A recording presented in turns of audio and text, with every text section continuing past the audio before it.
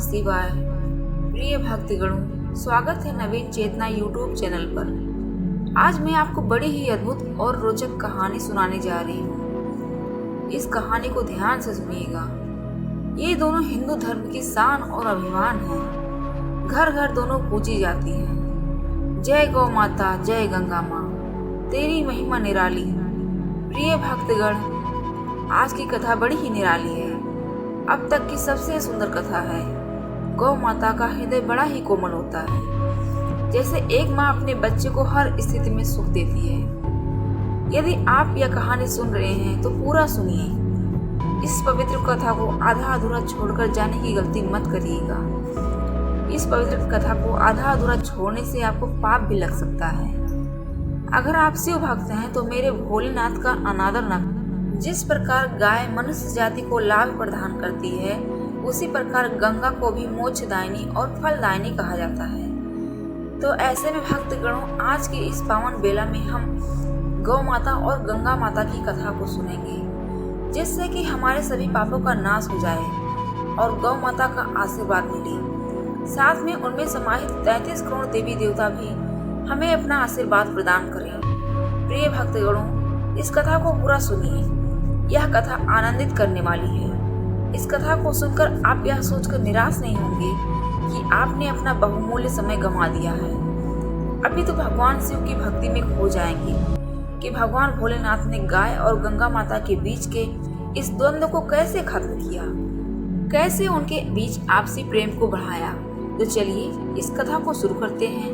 प्रिय भक्तों, एक समय की बात है जब नारद जी ने गाय और गंगा माँ के बीच झगड़ा करवाया और दोनों के बीच मतभेद हो गया कि हम दोनों में से कौन बड़ा है। गाय माता कहती मैं बड़ी हूँ और गंगा माता कहती मैं बड़ी हूँ। एक बार नारद जी पृथ्वी लोक पर आते हैं और पृथ्वी लोक का भ्रमण करते हैं। इधर उधर देखने के बाद उनकी नजर गाय और गंगा माता पर जा पड़ी। गाय माता गंगा नदी के किनारे घास चरकर अपना पेट भर रही थी। इस समय नारद जी के मन में विचार आया कि चलो गंगा और गाय की परीक्षा लेते हैं। दोनों में कैसे मतभेद होता है, दोनों एक दूसरे से लड़ती हैं, झगड़ती हैं या फिर नहीं। यह सोचकर नारद जी ने गंगा जी के पास गए और उनसे कहने लगे, गंगा माँ, आप यह नहीं जानती कि आजकल क्या हो रहा है। मनुष्य आपसे ज्यादा आजकल गौ माता की पूजा करने लगे हैं। मनुष्य कहते हैं कि गौ माता की पूजा करने से उन्हें 33 करोड़ देवी देवताओं का आशीर्वाद प्राप्त होता है। नारद जी की बात सुनकर गंगा माता ने कहा, हे नारद जी, तो इसमें क्या बड़ी बात है। गौ माता में तो 33 करोड़ देवी देवता वास करते ही हैं। तब नारद जी ने कहा, नहीं नहीं मैया, आप शायद भूल रही हैं। गौ माता को अपने आप पर अभिमान हो गया है। उन्हें अपने आप पर घमंड हो गया है कि वो आपसे बड़ी हैं। यह सुनकर अब गंगा माता को क्रोध आ जाता है। गंगा माता ने कहा, ऐसे कैसे गाय ने मेरे बारे में ऐसा कहा। नारद जी ने कहा, हाँ माता, बिल्कुल सही बात है, गाय माता ने ऐसा कहा। प्रिय भक्तों, अब तो नारद जी झगड़ा करा करके वहां से चले जाते हैं, लेकिन गंगा माता के मन में यह बात बैठा देते हैं कि गौ माता उनके बारे में बुराई कर रही थी और अपने आप पर घमंड करके बड़ा बनने की कोशिश कर रही है। अब गौ माता को अपना भोजन ग्रहण करते हुए उन्हें प्यास लग जाती है। वह गंगा माता के जल में चली जाती है। गंगा माता के जल में जाकर वह पानी पीने लगती है। तभी गंगा माता ने आओ देखा ना ताव और जो से कहा, हे गौ, तुम्हें लज्जा नहीं आई? तुमने मेरे पवित्र जल में घुसने का प्रयास कैसे किया? तुमने देखा नहीं तुम्हारे शरीर पर गोबर लिपटा हुआ है और तुम मेरे पवित्र जल को अपने गोबर से दूषित कर रही हो? तुम्हारी इतनी हिम्मत? गंगा माता के मुख से ऐसे वचन सुनने के बाद गौ माता ने कहा कि हे गंगे, आज आपको क्या हो गया है? आप मेरे ऊपर बेवजह क्यों भड़क रही हैं? आज से पहले आपने मेरे साथ ऐसा व्यवहार तो कभी नहीं किया, लेकिन आज ऐसा क्या हो गया है कि आप मुझे अपने पानी पीने से रोक रही हैं, अपने जल में घुसने से रोक रही हैं। गाय के इतना कहने के बाद भी गंगा माता रुकती नहीं है। उन्होंने गाय माता को खरी खोटी। अब इस पर गौ माता को भी क्रोध आ गया। गौ माता ने गंगा से कहा, गंगा, तुम अपने ऊपर इतना अभिमान क्यों कर रही हो? यह सुनो मेरी महिमा का बखान। मेरे गोबर से चूल्हा चौका किया जाता है और आंगन लिपे जाते हैं। मेरे मूत्र के सेवन से असंख्य रोग दूर हो जाते हैं। और तो और मेरे दूध और दही का माखन कान्हा जी भी खाते हैं, इसलिए मैं अधिक पवित्र और बड़ी हूँ। और जानती हो गंगा, जहाँ पर गोबर लेपा जाता है वहाँ के सारे नकारात्मक शक्तियाँ दूर भाग जाती हैं और सकारात्मक शक्तियों का प्रवेश होता है। जहाँ पर मेरा गोबर लिपा जाता है वहाँ पर बीमारी नहीं फैलती। अब बताओ कौन बड़ा है, मैं या तुम? गाय माता की बातें सुनकर गंगा माता भी कहाँ पीछे हटने वाली थी। गंगा माता ने भी कहा, अच्छा ये बात है तो सुनो, मैं भी तुमसे कम थोड़ी ही हूँ। मेरे भी असंख्य गुण हैं जो मैं तुम्हें बता रही हूँ। सुनो और कान खोल कर सुनो। 12 वर्षों के बाद मेरे किनारे पर कुंभ का मेला लगता है। मेरे द्वार पर असंख्य लोग स्नान करने आते हैं। जल्द से मेरे जल में स्नान करने से भक्तों के भाग्य जग जाते हैं। और तो और मैं शिव जी की जटाओं के बीच से निकली। यह कोई साधारण बात है? भगवान शंकर ने मुझे अपने शीर्ष पर धारण किया है। अगर तुम्हारे दूध दही बड़े चाव से खाते हैं तो मेरे ऊपर देवों के देव महादेव की कृपा है। उन्होंने साक्षात मुझे अपनी जटाओं में स्थान दिया है, तो इसके नाते मैं बड़ी हूँ। कहो तुम्हारे पास कोई शब्द है?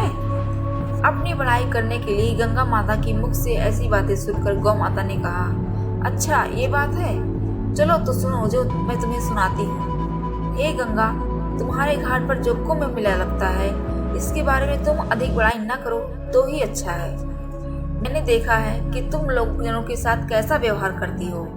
तुम्हारे इस मेले में इतनी भगदड़ मचती है कि कितने लोग मारे जाते हैं, कितने लोग घायल हो जाते हैं और तो और कितने लोग खो जाते हैं। अब बताओ तुम्हारा यह मेला कैसे पवित्र हुआ?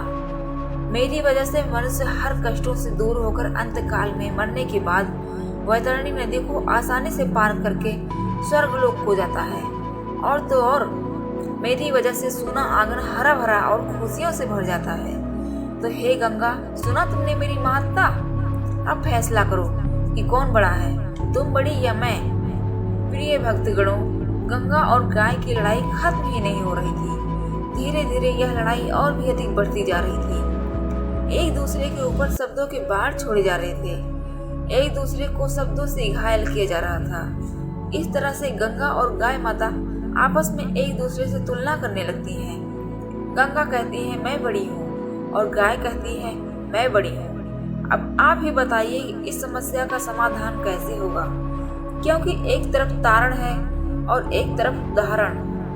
दोनों माताएं आपस में उलझी रहती हैं। गाय और गंगा की लड़ाई के शब्दों के बाढ़ महादेव के पास भी जाते हैं।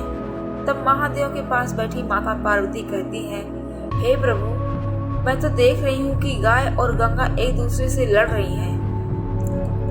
तब वहाँ पर नारद जी आ जाते हैं। तब भगवान शिव ने कहा, हे नारद जी, यह कैसी लड़ाई हो रही है? गंगा और गाय एक दूसरे से लड़ क्यों रही हैं? तब नारद जी ने कहा, हे प्रभु, मैं आपसे क्या कहूँ? मैंने सोचा कि परीक्षा लिया जाए कि गाय और गंगा एक दूसरे से लड़ती हैं कि नहीं।